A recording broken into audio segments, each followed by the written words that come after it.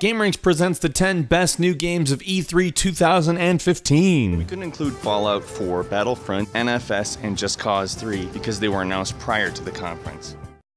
Number 10, Gears of War 4. After announcing a complete remake of Gears of War, the Coalition decided, oh hey, let's start a new saga as well. There is some pretty sweet rumors flying around about this, including that there may be LAN multiplayer. Not much is known, but really the game looks slick. Next-gen graphics are definitely kind to the franchise, and we've seen a pretty sweet new monster in this new version of the game. If you're a fan of the original Gears of War, or any of its sequels, I'm sure this is going to be a big deal for you. Number 9.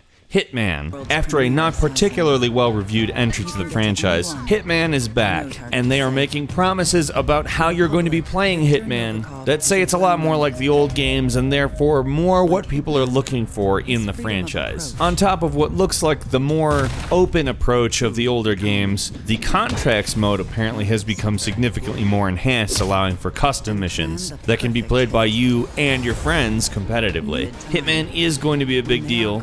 It's really great to see such an awesome game sort of come back into its own, and that's what's happening with Hitman.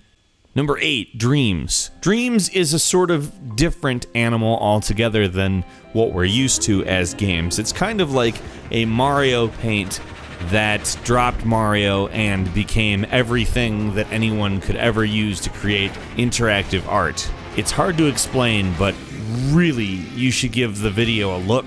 I'm convinced you could make a movie with it if you really wanted to. It's pretty awesome. Number 7, For Honor. For Honor kind of reminds me of Dynasty Heroes, but more of a medieval rather than Japanese or franchise-oriented setting. It's a big fight, however, your team is a lot bigger than in Dynasty Heroes. It kind of looks arcadey, but maybe a little bit more detailed than just that. The combat does look a little bit more deliberate than Dynasty Heroes, but on the other hand, it really also looks like it's kind of a refined take on the idea. Number 6, Tom Clancy's Ghost Recon Wildlands. The latest entry in the tactical shooter franchise, the game abandons the futuristic setting of Advanced Warfighter and Future Soldier, instead being set in present time, more similar to Tom Clancy's original Ghost Recon. It will be the first in the series to feature an open world, with side missions and AI that apparently actually has an agenda of its own. Number 5, Dark Souls 3, impossibly unforgiving, with an approach to storytelling that a lot of people call peppering. Actually, I don't know if a lot of people call it that. I call it that. Dark Souls has given players an impossible challenge since the PlayStation 2 era, and seeing it realized in next-generation graphics makes you realize what an epic, big deal of a game Dark Souls actually is. But with the success of Bloodborne, how could From Studios honestly resist this? Number 4, Horizon Zero.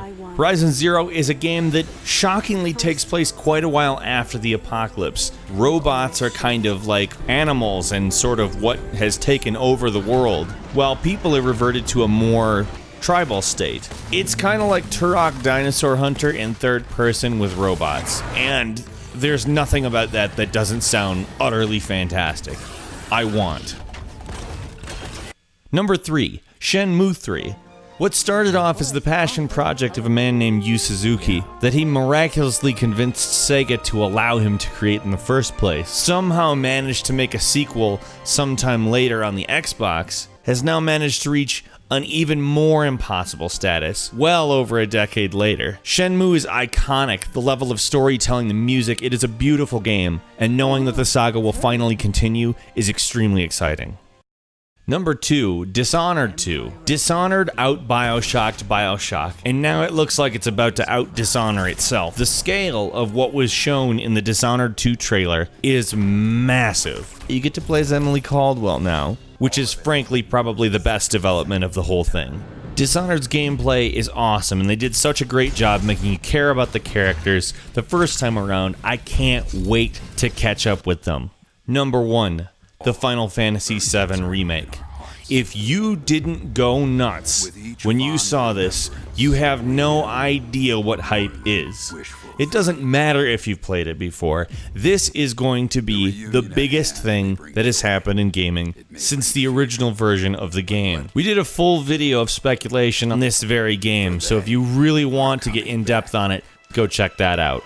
While you're at it, please like and favorite this video, and make sure to subscribe to GameRanks as well. Come back to youtube.com/GameRanksTV as often as you can because there's a constant stream of great videos all the time. Thanks a lot for watching, and I hope you're ready for the new heyday of gaming because it really seems like that's what just happened.